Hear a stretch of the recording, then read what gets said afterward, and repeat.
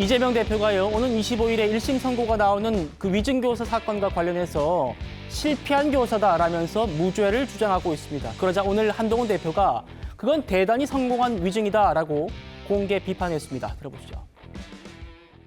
이재명 대표와 민주당 측은 위증교사가 실패했다라는 주장을 합니다. 위증교사였지만 그게 뭐 판결문 뜯어 읽어보면 판결 결과에서는 크게 영향 없었던 거 아니냐 이런 주장 같은데요.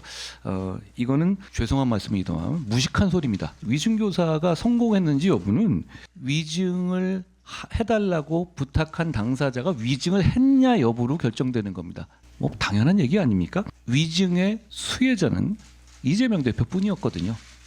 그 김모 씨는 위증을 해서 얻을 수 있는 것이 하나도 없었습니다. 그런데 이재명 대표가 요구해서 그 요구를 듣고 위증을 했다고 본인 스스로가 인정하고 있죠. 대단히 성공한 위증이다. 그리고 대단히 죄질이 나쁜 위증이다. 라고 말씀드립니다. 최승평 의원님. 그러니까 한동훈 대표 얘기는 위증교사가 성공했는지 여부는 위증을 해달라고 부탁받은 사람이 위증을 했느냐 이거지 그게 재판에 어떤 영향을 미쳤는지는 그 중요하지 않다 이 얘기거든요. 그런데 둘 다 법조인 출신이지 않습니까? 네.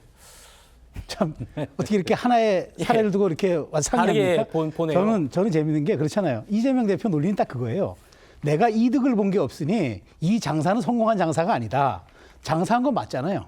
그 장사한 걸 죄를 묻는데 이문을 내가 얻지 못했다니까 이거는 장사한 게 아니라고 얘기하는 게 이거야말로 손바닥으로 하늘 가리는 거죠. 그러니까 중요한 거는 위증이라는 게 사법부의 결과를 바꾸는 아주 대단히 죄질이 나쁜 행위 아닙니까? 그래서 법조계에서도 매우 중형으로 다스리고 있는데 자신은 부탁을 했는데 그 사람이 내가 수혜해 본 게 없으니까 하지 않았다는 얘기는 정말 제가 보기에는 손바닥으로 하늘 가리는 얘기고 한동훈 대표가 직격한 것처럼 위증은 정말 부탁한 사람이 사법질서 교란을 목적으로 한 아주 이건 나쁜 범법 행위이기 때문에 엄벌을 받을 수밖에 없고 저는 그래서 이재명 대표가 마지막까지 최후에 저는 모든 수단을 동원해서 방어선을 치는 것 아닌가. 근데 너무 무리한 방어선입니다. 설득이 안 됩니다.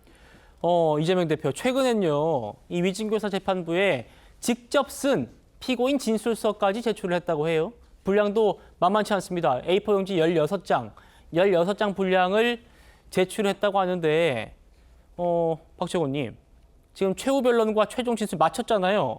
그 이후에 또 진술서를 냈어요. 이건 자주 있는 일이 아니라고 하더라고요. 그렇죠. 근데 아무래도 뭐 이례적인 행동이라는 평가가 나오는 것은 사실인데 뭐 애초에 지금 이재명 대표를 둘러싸고 있는 이런 수사의 행태 자체도 사실은 일반적인 것은 아니라고 생각합니다.